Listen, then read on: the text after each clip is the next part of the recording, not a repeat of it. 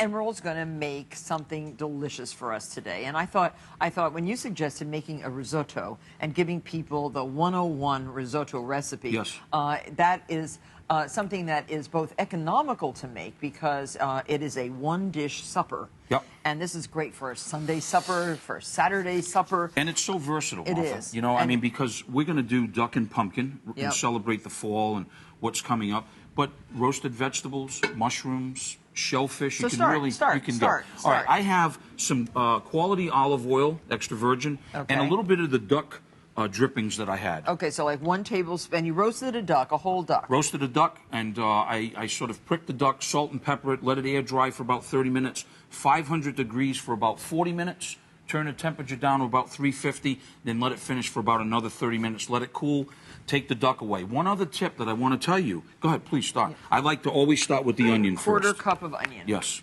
Let's turn this up a little bit. And I like to start with the onion to get a little flavor of that first.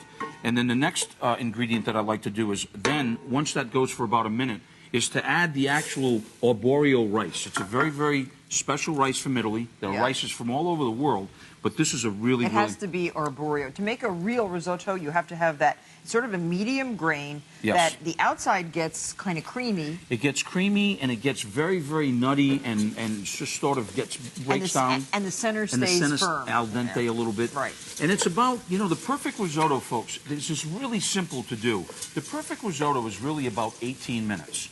And to stir. I'm glad you say that because my risotto takes exactly 18 minutes. Yes. And I like making it when guests arrive. How many times have you, it's always 18 minutes, It's 18 minutes. 20, it's just a little bit too overdone. far. 16, just a little bit too al dente. We don't have 18 minutes, so we have to keep going. All right, let's go. All right, so now now it gets a little opaque, the rice, when you saute it. And the oil and the duck drippings have coated the rice. So now we're going to flavor it with a little bit of garlic. So have like a tablespoon, 1 clove of garlic. Stock smells so good. Now let me tell you the tip. Is that your homemade stock? Yeah. So what we did is we used actually a chicken broth, and we took the duck bones when we took the meat and fortified the chicken broth for a little bit to get a little bit of that flavor. So you're not wasting any part of that roasted duck, right? Exactly. Okay. Now about 2 cups of cooked pumpkin. Here's where it comes, folks. You can use acorn squash. You can use butternut squash.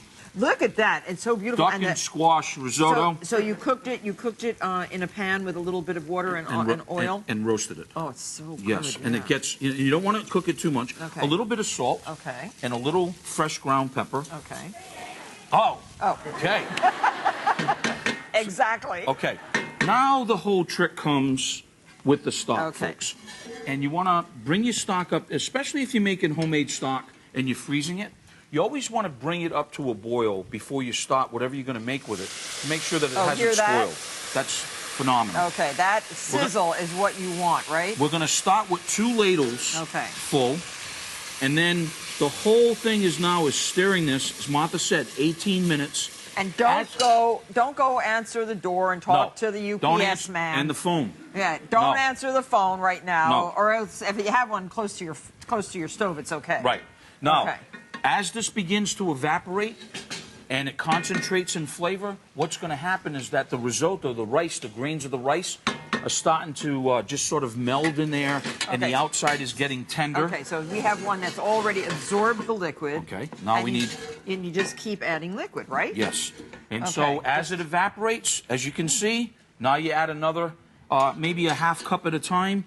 Continue to stir, and you want to do that right to 18 minutes. And at 18 minutes, I have the perfect way to finish my risotto. How? Well, we have a pot over there that you can finish. You want to finish? Yeah. Okay. Well, look. Here's what we're going to do. Oh, my gosh. Look how good. Let's get just a little bit more stock. Okay. You want to make sure if it's going to stick, it's going to stick in the middle. So you want to stir. In the middle. Right. Yeah. See how, you loosen that up? Right. Now, let's add the duck meat. Oh, this looks so good. So I've never had duck risotto. 2 cups of duck meat. Okay. We're going to just sort of fold that in. Now, that could be chicken meat, too. It could be chicken. It could be turkey. You're right. It could be just vegetables. That's good for the leftover turkey. Oh, yes, indeed. Yeah. All right. Now, my secret is this. Basil at the end. Okay. Butter. Butter. Now. Okay. Cream. 1 tablespoon of butter. Optional. Cream is optional. But so important. But so important. You know, these days it's like cream, butter, optional, but so important. Don't leave it out. Oh, it's so good. It's an extra 20 minutes on the... On the treadmill. That's right. Yeah, forget it. You know, now what is it? Now, once the cream and once the butter incorporates in there, the very last thing, folks, is the cheese. Okay. Finely grated and Parmigiano-Reggiano. The best. Oh, yeah. And then a little bit of fresh basil right at the end. Okay? Now, that's a whole dinner, everybody, with a salad. Yes, indeed. That is it.